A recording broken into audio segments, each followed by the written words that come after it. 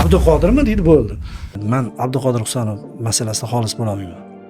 Sharqda ham fikr bildirayotgan. Chunki menga shunaqa ko'raveradi. Ya'ni O'zbekiston terma jamoasi o'ynayotgan paytda Orif sharhlovchi biladi, siz sharhlovchi bo'lmasangiz ham bilasiz. Juda his tuyg'ilib o'tadi. Yozasiz-ku bir narsani, yozayotgan paytingizda ham yo'q, penalti yo'q deb turaverasiz-da. Xuddi shunaqa vaziyatda. O'sha tomondan Abduqodirda menga shunaqa ko'rinadi. Keyin ularga ham shunaqa ko'rinayotganining asosiy sababi Abduqodir mana shu imij yoki shunaqa ko'rinishimi yuzaga chiqarib bo'ldi-da. Ya'ni uni turtishi bilan boshqalarning turtishi har xil tahlil qilinishi mumkin. Uni fishka shu bo'lib qoldi.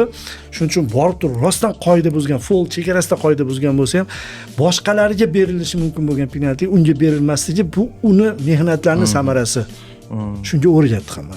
Shu yelka qo'yishda, keyin to'xtatishda, tezligi bilan to'xtatishda menimcha o'rgatib qo'ydi. Hakamlar ham o'rgatib qo'ydi. Abduqodirmi deydi, bo'ldi. 50-50 vaziyatlarda buni foydasiga hal qilishda bor.